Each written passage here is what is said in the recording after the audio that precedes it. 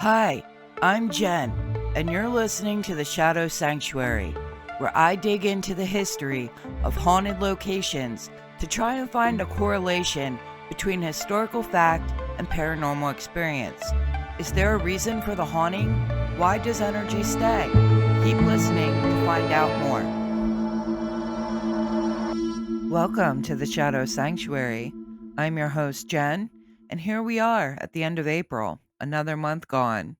Tonight, I'm going to be telling you about the Spanish military hospital in St. Augustine, Florida. So, let's get into it.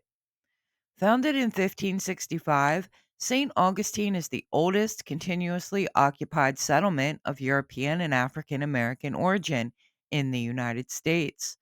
42 years before the colonization of Jamestown and 55 years before the Pilgrims landed at Plymouth, the Spanish established at St. Augustine the nation's first enduring settlement. Juan Ponce de Leon, the first governor of the island of Puerto Rico, discovered Florida in 1513. He claimed it for the Spanish crown and named it Florida after the Spanish Easter season. In the following half century, the government of Spain launched no less than 6 expeditions attempting to settle Florida. In 1564, French Huguenots succeeded in establishing a fort and colony at what is today Jacksonville. This posed a threat to the Spanish fleets that sailed the Gulf Stream carrying treasure from Central and South America to Spain. King Philip II instructed Don Pedro Menendez de Alvarez, Spain's most capable admiral, to remove the French menace to Spain's interests. On September 8th, 1565, 600 voyageurs and Menendez set foot on the shores of Florida. In honor of the saint whose feast day fell on the day he first sighted land, Menendez named the colonial settlement St. Augustine. Maintaining St. Augustine as a permanent military colony, however, was quite a task. Without the courage, perseverance, and tenacity of the early settlers, it is doubtful that the community would have survived.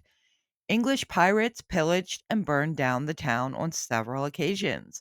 In the next century, clashes between the Spaniards and the British became more frequent when the English colonies were established in the Carolinas and later in Georgia.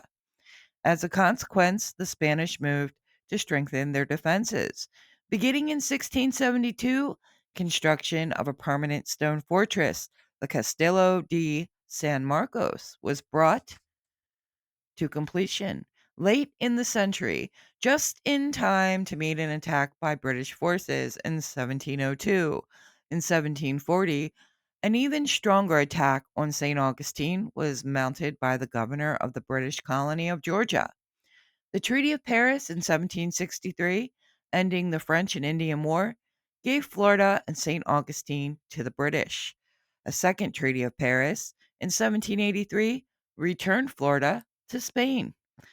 The Adams-Honest Treaty concluded in 1821, peacefully turning over Spanish colonies like St. Augustine to the United States.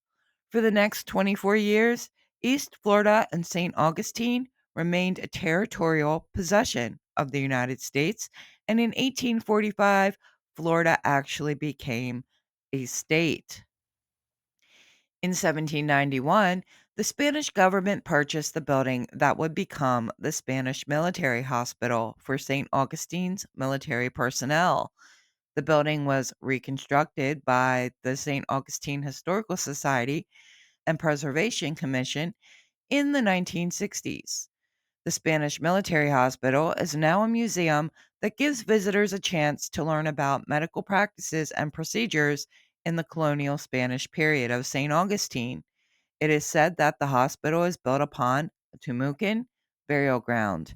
In 1821, when the city replaced water lines under the hospital, workers unearthed thousands of human bones. Many visitors and staff have reported feeling a heavy, sad presence. Some people have claimed to hear moans, screams, and distant conversations. People have reported seeing misty figures in hospital gowns or the outline of a body on the beds. Other reports include doors slamming, cold spots, and even a garden tool leaping out of a corner. The morning ward, where patients receive their last rites, is said to be particularly haunted. The Spanish Military Hospital Museum is located at 3 Avila Street, St. Augustine, Florida. They are open Monday through Sunday, 9 a.m. to 5 p.m. If you pay them a visit, let them know that the Shadow Sanctuary podcast sent you. Hey, before you take off, I believe in supporting my friends and other content creators. That's why, if you don't know how to bake or just really suck at it, I'm sending you to Bakes by Vasco on YouTube. From Betty Rockstar to Betty Crocker, go check out Bakes by Vasco. You can find the link on our page, the Shadow Sanctuary, on Facebook. Join me next month in May, where I tell you about more haunted locations in Nevada, Kansas, North Carolina, Ohio, and New York. That's it for today's episode. Thank you so much for listening. Please like, share, and subscribe. Be sure to check us out on Facebook for more information on upcoming episodes. As always, don't let the eerie vibes fade too quickly. Stay haunted, my friends.